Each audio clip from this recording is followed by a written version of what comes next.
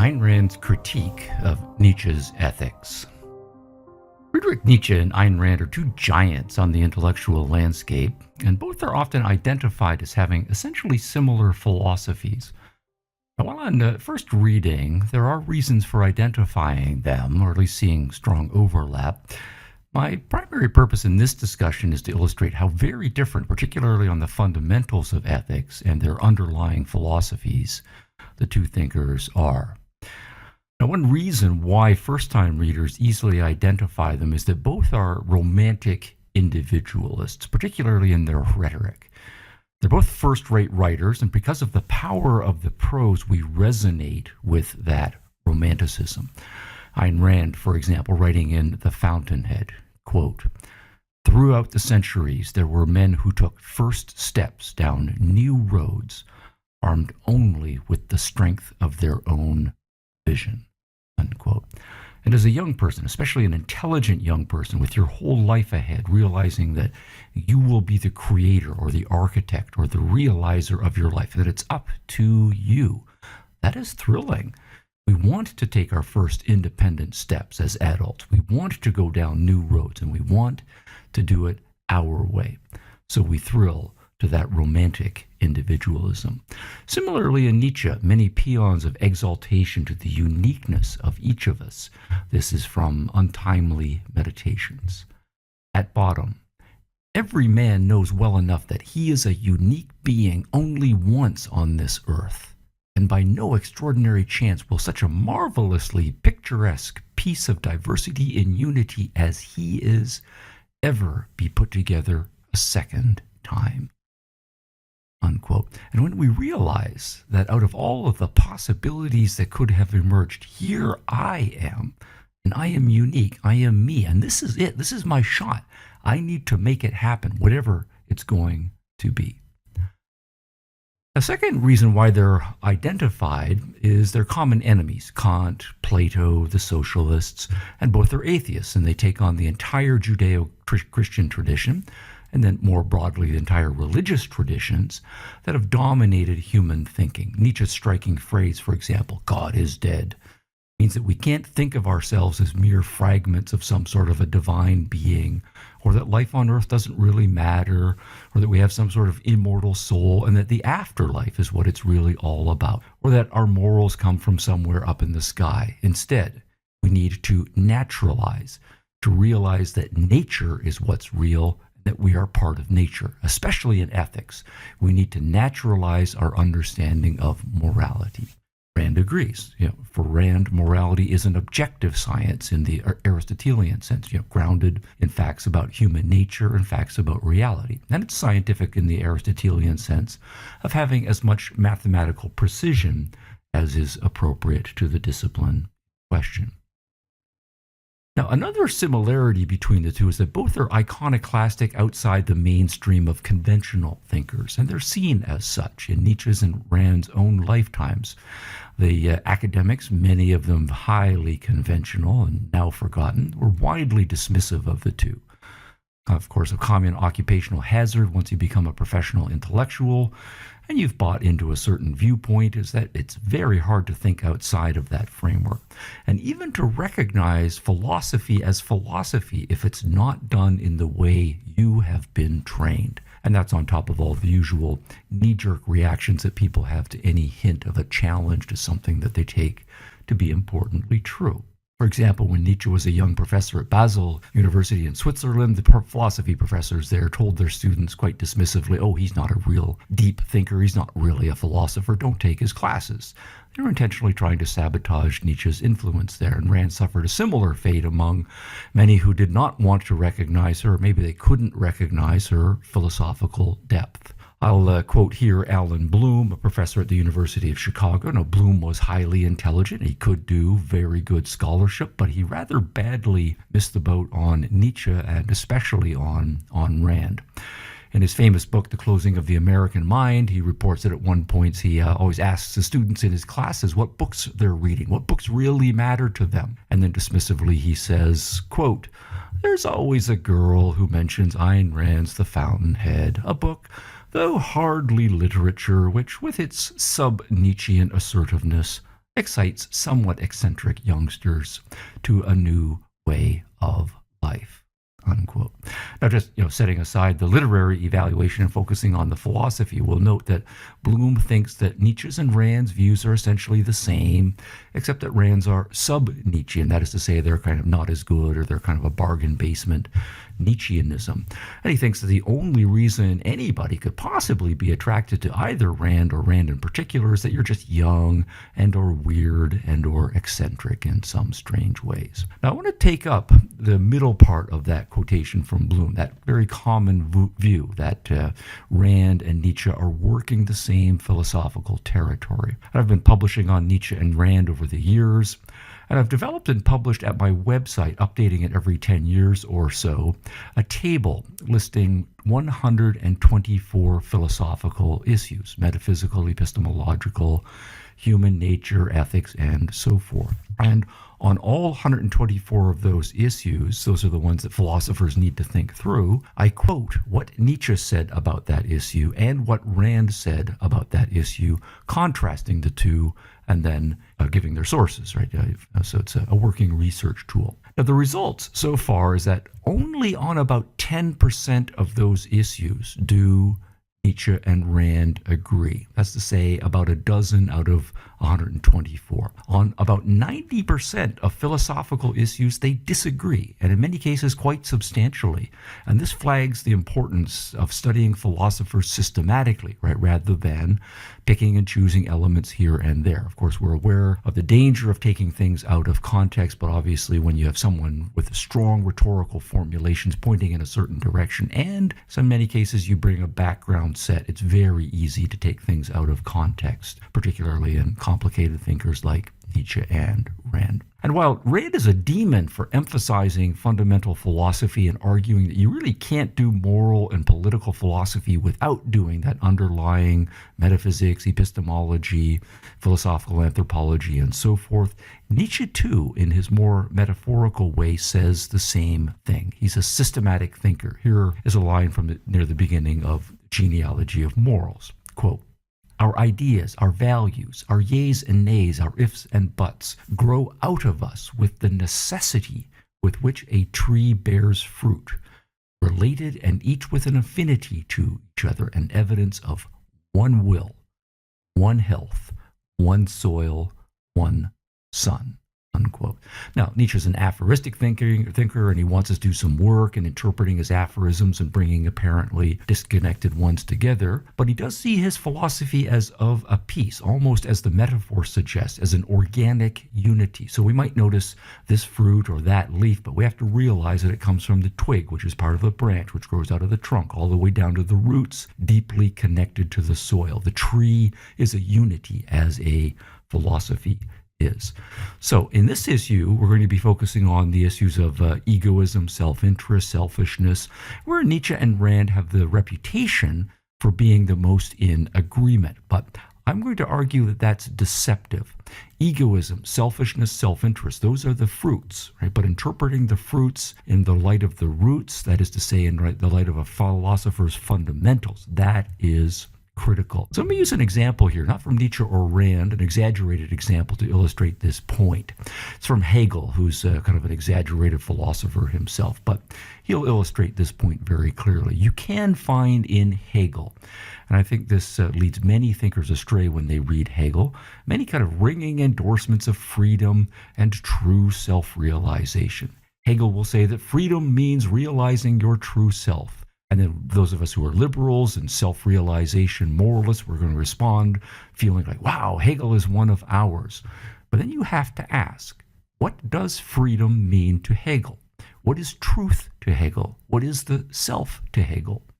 And then you go on to read that by true self, he means realizing that you are not really a unique, separate individual, but merely an aspect of what he calls a collective, absolute self. So your true self is to realize that you are an aspect of a collective self. And then we put those two propositions together. First, realizing that freedom is realizing your true self, and your true self is an aspect of this collective absolute self. And then it follows that freedom means realizing the absolute collective self. But then we have to follow up again. Well, what is this collective absolute self? And Hegel goes on to say that the collective absolute self is realized in the state, in the government. In practical, concrete terms, the state in abstraction and the government in concrete reality. It's the realization of the absolute self and its plans and goals and purposes for the world. So if we follow the logic again, if freedom is realizing the absolute self and the absolute self is realized in the state, right, then freedom means doing what the state tells you to do.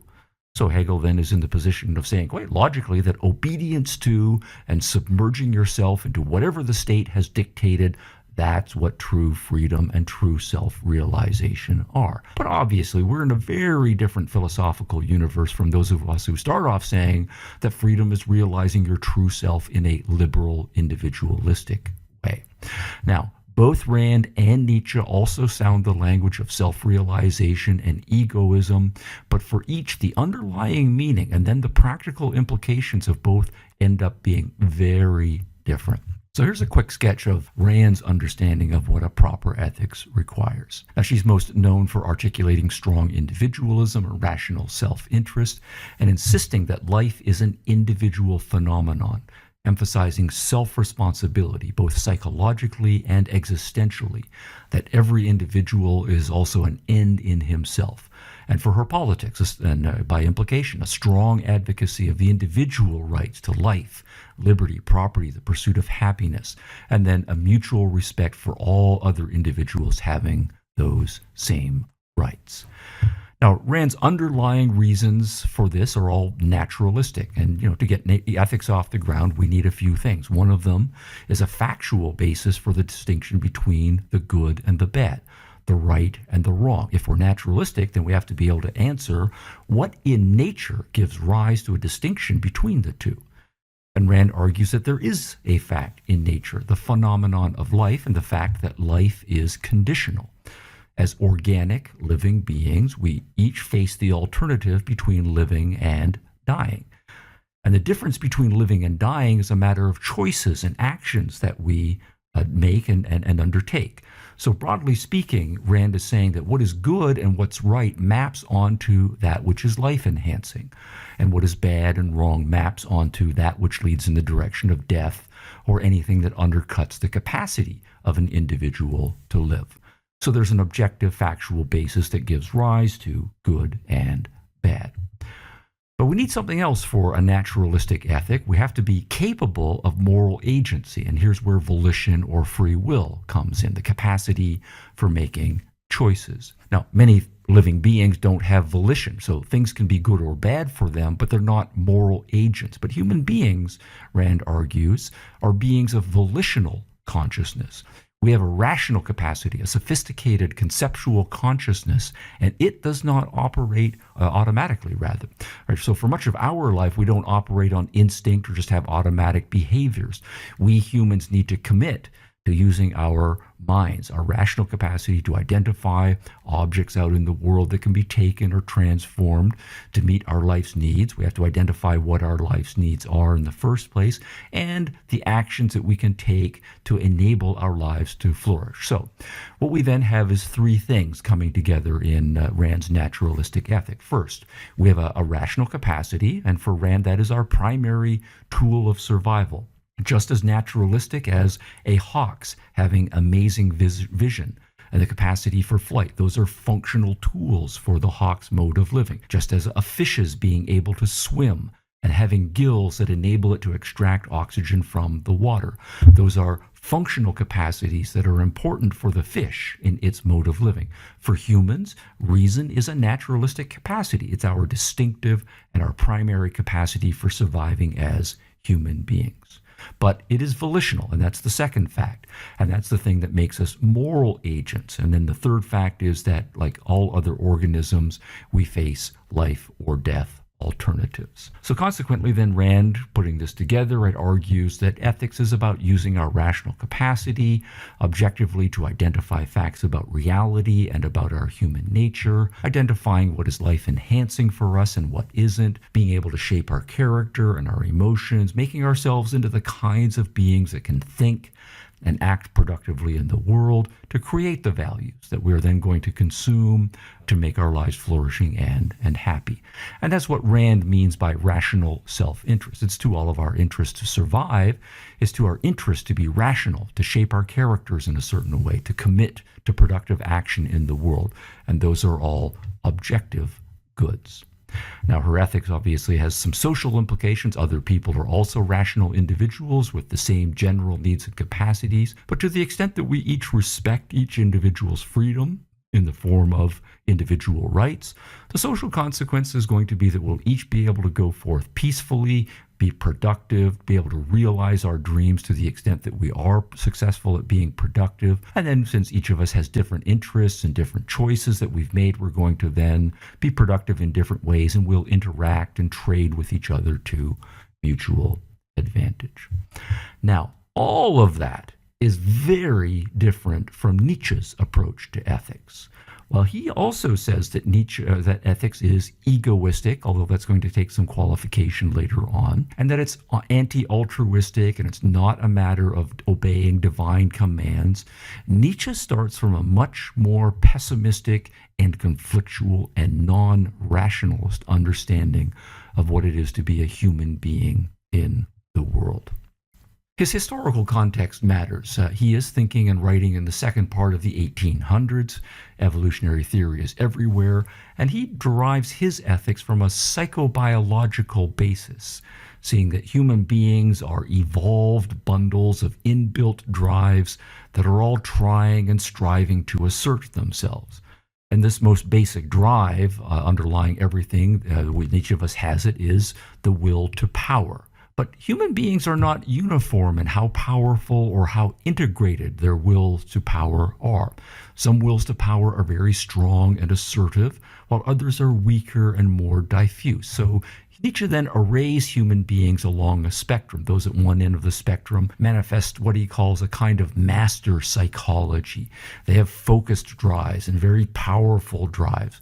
But by contrast, those at the other end, they have weaker drives and less integrated drives. Master types among the humans are energetic and adventurous and fearless. They delight in self-expression. But the slave types, psychologically, are more passive. They're more fearful. They're more envious of those who seem to be getting ahead in the world and having a good time.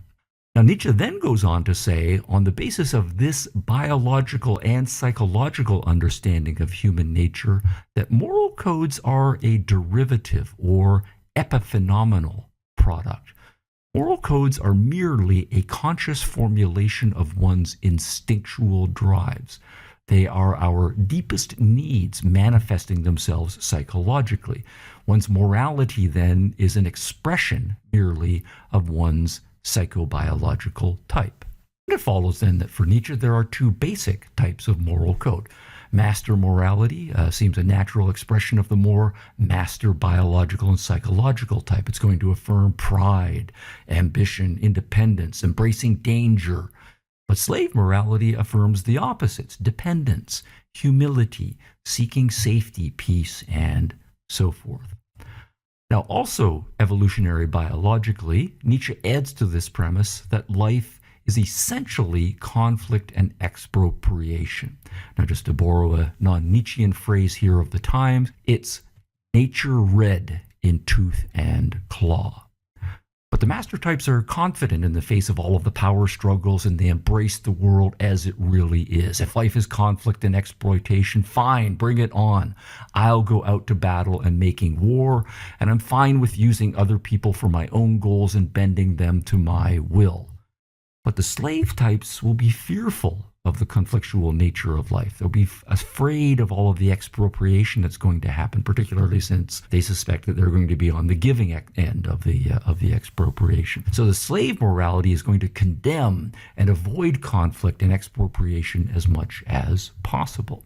So Nietzsche then argues as a moral genealogist that this has been the battle of human history, the battle between the master types and their moral codes and the slave types and their moral codes. And if you go back far enough in time, most cultures, of course, will start off dominated by master morality.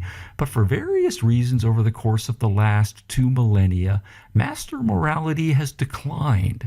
and the slave morality has been in ascendancy. And particularly from his 19th century perspective, unfortunately, slave morality seems to have achieved a high ascendancy.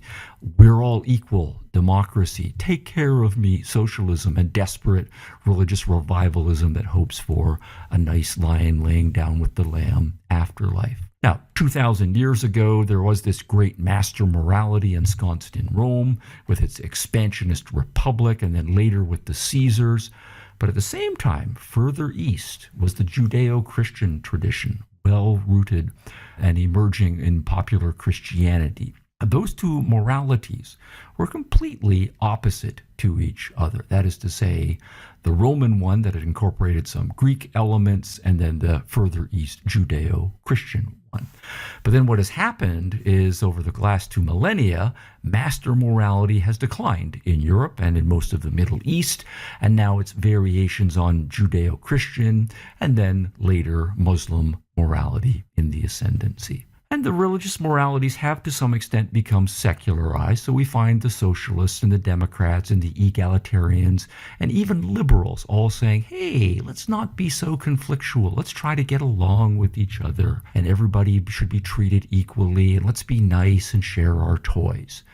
But Nietzsche wants to argue that that slave morality, however watered down, with its emphasis on passivity and selflessness and weakness and humility and so forth, that's actually a threat to the advancement of human beings. So what he wants to have is some sort of a master morality that's going to be rejuvenated. That's what's going to bring out the best in human beings, not being sheep, but being wolves when we need to. All right, now with those two initial sketches, contrasting sketches of Nietzsche and Rand, right, they are both non-religious and they are both naturalistic, but already their understandings of what the self is, what self-interest amounts to, and what their advocacy of egoism amounts to, those are pointing to very different directions.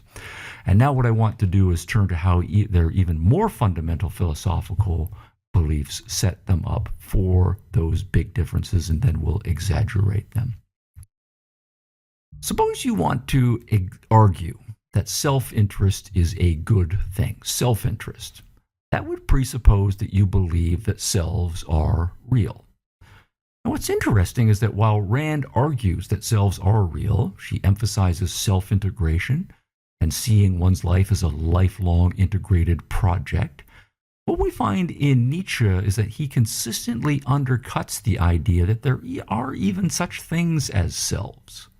For example, here's a quotation. Quote, "The assumption of one single subject is perhaps unnecessary," unquote.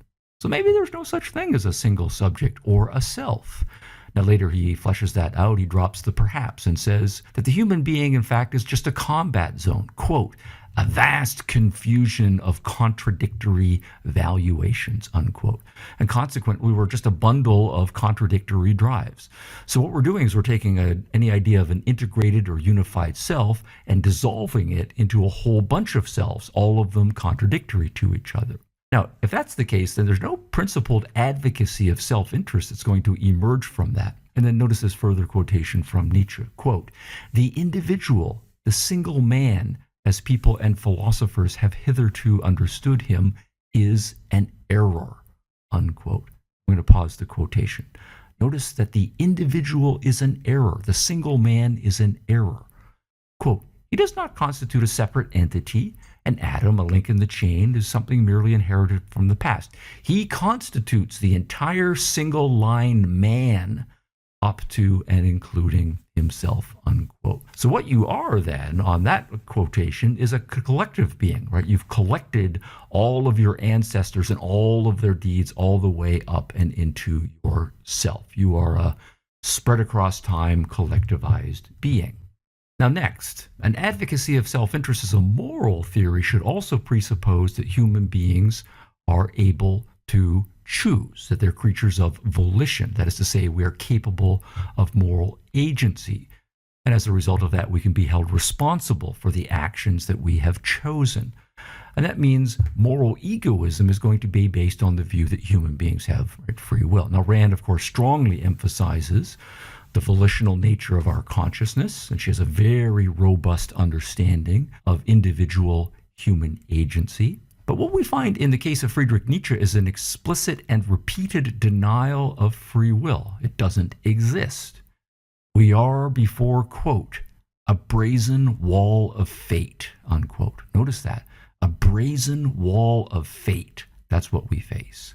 And carrying on this quotation, we are in a prison. We can only dream ourselves free, not make ourselves free, unquote.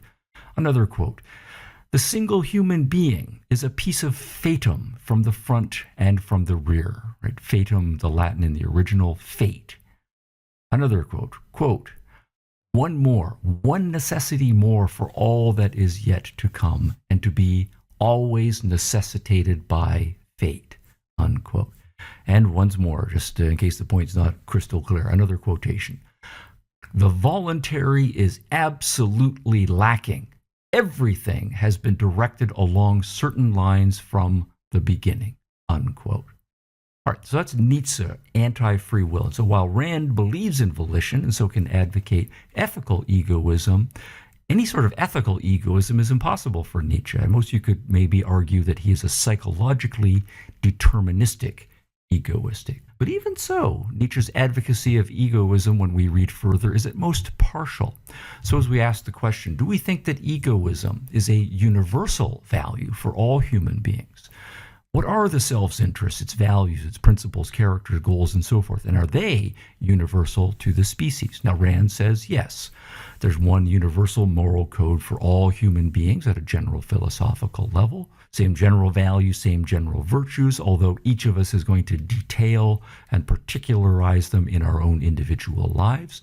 But Nietzsche explicitly denies all of that, and this comes directly out of his understanding of human nature.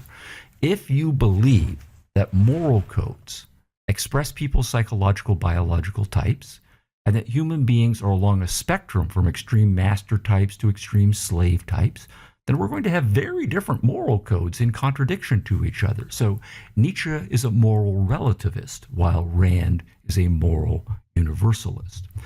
For example, Nietzsche is frequently condemnatory of slave morality, but at various points he also says, I kind of understand the kinds of people who are like sheep, and they can't help being what they are. So it's natural that they would express the sheep-slave moral code. But then he puts a limit to it. Quote, the ideas of the herd should rule the herd, but not reach out beyond it, unquote. So if you're a sheep-like person, fine, go ahead and believe that, but that's just for your type of human beings, and that should not be extended to the rest of us. And as for egoism, he also argues explicitly that egoism should not be universally extended. If you are a weakling, he doesn't want you asserting your interests and surviving and passing on your instincts to the next generations. For example, from Beyond Good and Evil, quote, not one of these clumsy, conscience-stricken herd animals who set out to treat egoism as a matter of general welfare wants to know that what is right for someone absolutely cannot be right for someone else, that the requirement that there be a single morality for everyone is harmful precisely to the higher men. In short, there is an order of rank between people and between moralities as well. So clearly for Nietzsche, there are different moralities for different kinds of people, none of this universalism, including this universal egoism. All right, so we're naturalists if we are Rand followers or Nietzsche followers, but where do these natural values come from?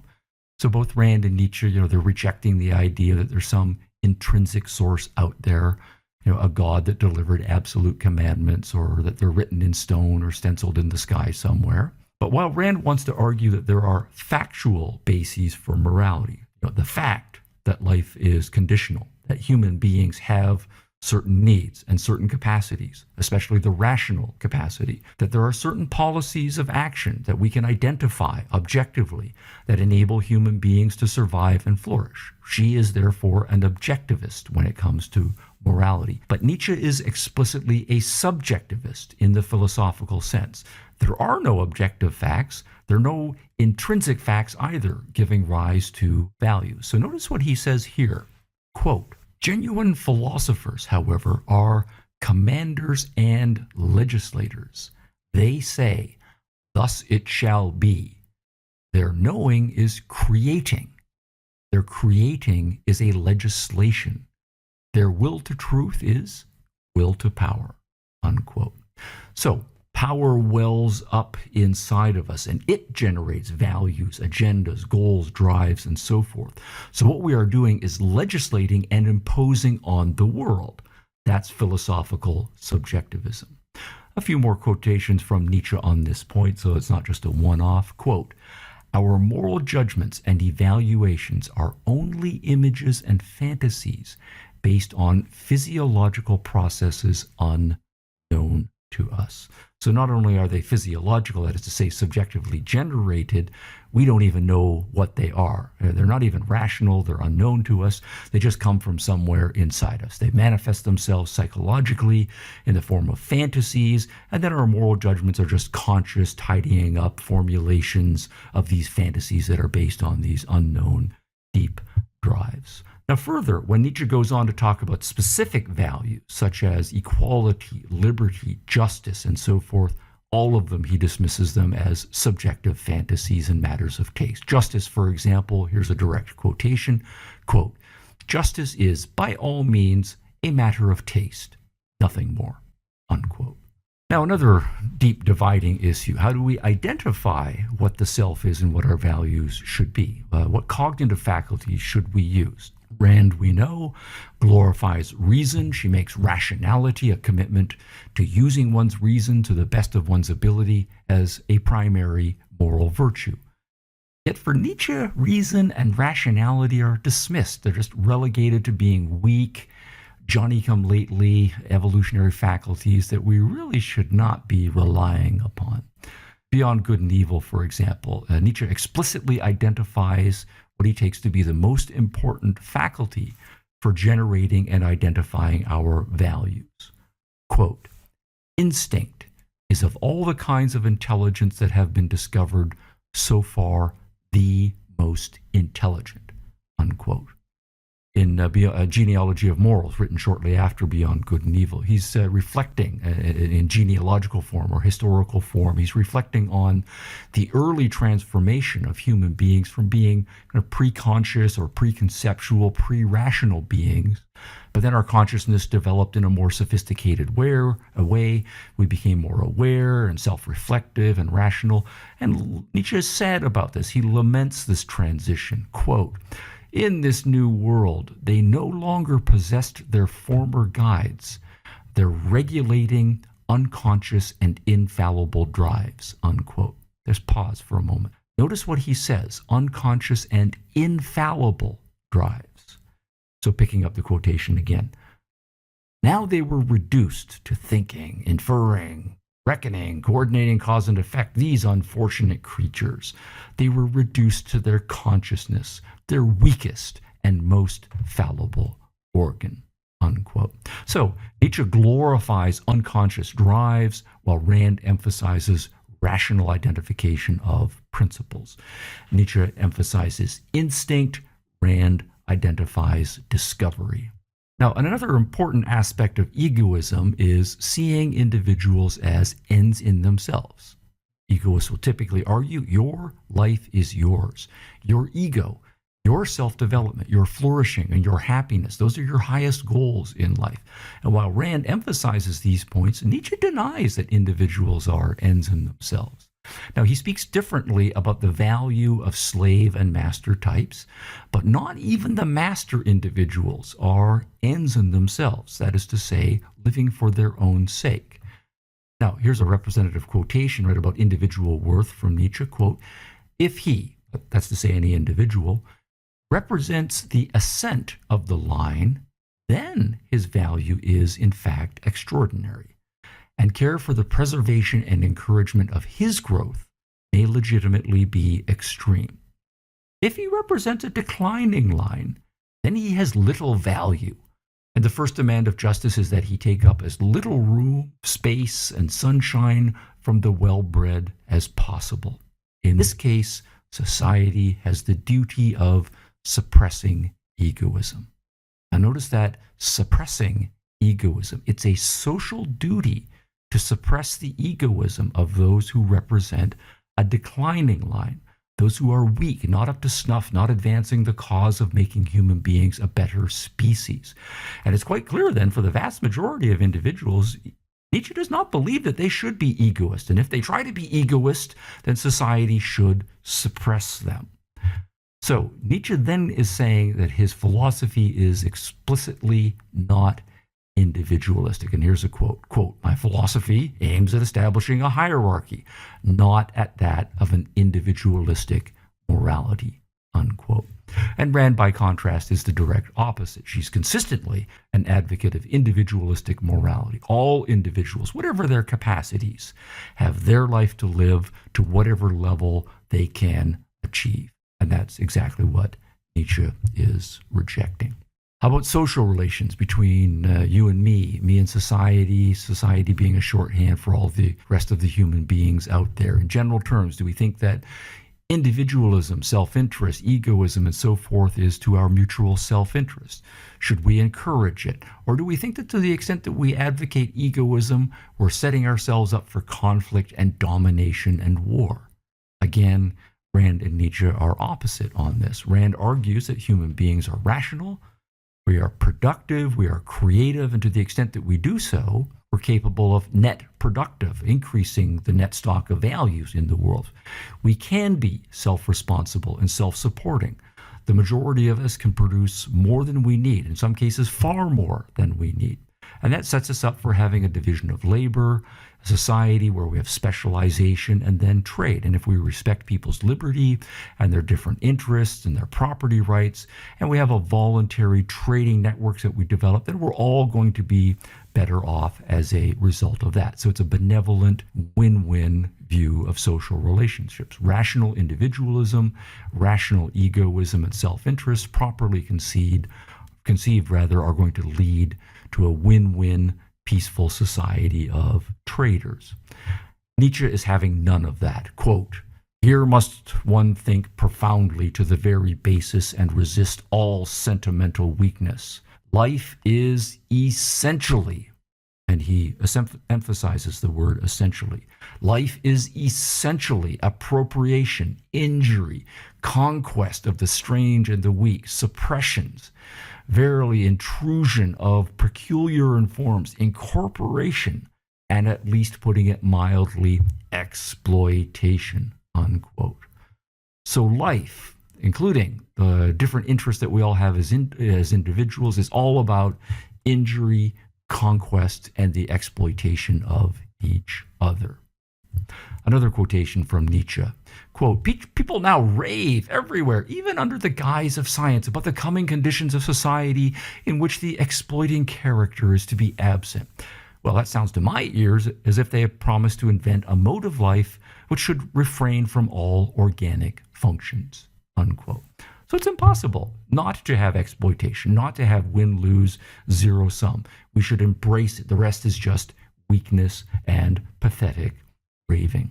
Now that last, of course, has big implications for political and social philosophy.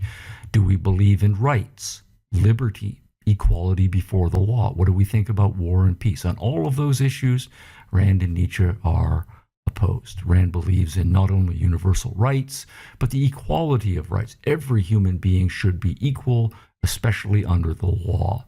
Whereas Nietzsche wants to argue with respect to rights, quote, "For the preservation of society, making possible higher and higher types, inequality of rights is the condition." Now, I've thrown a lot of quotations out recently, and as always, I'm going to give the sources for the quotations in the notes and the transcript. As for liberty and equality for all, or liberty and freedom for all, Nietzsche was well aware of the rise of liberalism in the 19th century, with its advocacy of ending slavery altogether, making women equally free, for the prospects for stopping all kinds of conflicts and wars, and no longer even seeing war as the natural condition of human beings. And he's aware of the projecting that's going on, as the liberals were doing, that free markets and our understanding of universal rights is going to make societies peaceful and cooperative, and there's going to be all this international trade and so forth. Now, Nietzsche talks about all of those things, and he says of all of them dismissively, using the royal we are by no means liberal, unquote. As for slavery, the 19th century, of course, is the century in which the great battle against slavery is being fought and mostly won. Nietzsche says many times, both about psychological slavery and physical slavery, that he has no problem with them as long as it advances the higher types. From Beyond Good and Evil, for example, quote, "Slavery is, as it seems both in the cruder and in the more subtle sense, the indispensable means of spiritual discipline and cultivation," unquote. Notice the indispensable. Slavery is indispensable. And it's both in the cruder, or what we would normally take slavery to be, sense, and in the more subtle senses, the various social psychological forms in which we can all try to enslave each other. Now, Nietzsche is a literary figure as well as a philosophical figure, and one of the things that makes him powerful as an intellectual is his marriage of great rhetoric and strong ideas. Rand, of course, was a philosophical novelist, and much of her staying power is for precisely those same reasons. What I've now been emphasizing so far is kind of the differences between Rand and Nietzsche on some pretty fundamental issues. I do want to now emphasize a connection between them, but then another difference. For those of you who have read Rand's The Fountainhead, that great piece of literature, you'll recognize that one of its themes is a meditation upon Friedrich Nietzsche's philosophy, and then, more importantly, a breaking systematically with Nietzsche. It would be a very useful project for someone to work out the ways in which The Fountainhead and Nietzsche's genealogy of morals, for example, involve a significant overlap in philosophical types. So, Peter Keating, the character, the second-handing, as Rand characterizes him, he's the guy who really has no independent ideas of his own. He has no creativity. He's always looking to other people as the source of his ideas, and he's copying them. And socially, he's doing what's expected of him. He's a conformist kind of all of the way down. So he's a pretty ordinary conformist, second-hander type of person. And that maps quite strongly onto what Nietzsche calls the herd mentality type. Those who are conformist and followers of other people's needs and really just want to be part of society and affirmed by society, whatever society's standards happen to be. Ellsworth Toohey, one of the great villain characters in Rand and the main villain character in The Fountainhead. He's the guy who seeks power. Now, he's not at all an independent creative person. He's not going to be a scientist or a great entrepreneur or an artist. Rather, he is seeking power over others, and he uses as his primary tool a moral code, one that is collectivized, altruistic, selfless, sacrificing. But his moral code is a way of getting power over people by making them feel guilty about having their own goals and their own desires. And that causes them to underperform that guilt, and it makes them become herd animals. They want to expiate their guilt by going along with what everybody else is doing. But that's a way of controlling them and getting power over them. And he's quite explicit that he sees morality as a weapon or a tool that he's using as a way of getting this social power. And that maps quite nicely onto Nietzsche's understanding of the priests, as he calls them. And Nietzsche puts a kind of the priests in an explicitly religious context, but there's also a social psychological type at work here.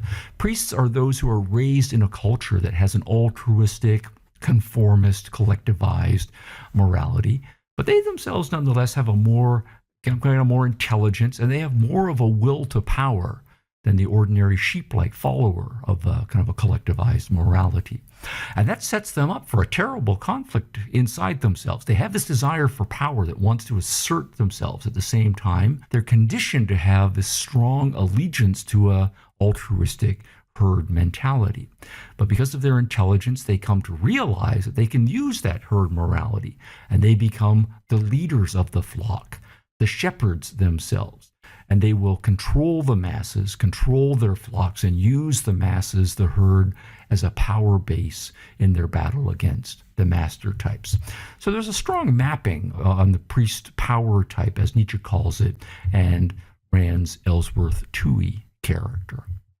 And then there's Gail Wynand, another mixed character in Rand, a somewhat admirable guy, but at the same time deeply a bad guy and a tragic figure. But he is at the same time one whom Rand presents much more sympathetically.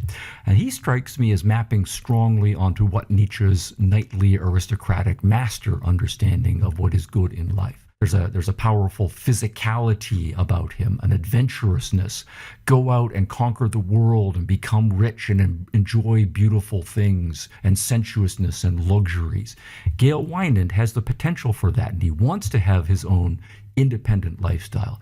He appreciates beautiful art. He's able to think for himself, and he's able to assert himself. But his way of doing so is by controlling the masses through money and physicality when needs be.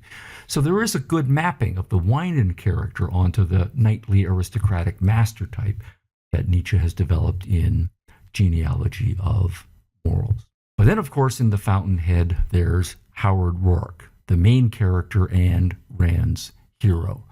The Howard Rourke type does not appear in Friedrich Nietzsche's writings. There might be hints here and there when he is praising certain types of independent, creative types, but it's not at all developed. And philosophically, Nietzsche doesn't believe that it's a fully realizable possibility. But clearly, what Rand is arguing is that the master-slave conflict that Nietzsche has developed is a false alternative. That the proper human being is neither a master nor a slave, but rather a person who has his or her own ideas, takes full responsibility for developing his or her character, pursuing one's career, being productive, being emotionally resilient, trading to mutual benefit with other productive people, but certainly being neither a conformist nor a power luster or using other people against their will. It's independence both ways and all the way down. So Howard Rourke, as realized in The Fountainhead, is both a magnificent literary and a philosophical accomplishment, and he is a strong anti-Nietzschean statement. Explicitly so, since we know that Rand read extensively in Nietzsche and was influenced by him when she was younger. So let me close with a semi-commercial advertisement, even though it's free at my website, that you do, though, go to my website and just search Nietzsche-Rand comparison table. That's for those of you who are interested in a deeper dive into these two thinkers. There I've explored some of the philosophical themes as they bear on the issue of egoism, where the two thinkers are most often identified, and I've tried to stress really that the differences between them are much more significant than the similarities. Of course, do your own deep dive, but I have listed there the 124-point table with the sources for those who want to research in greater detail.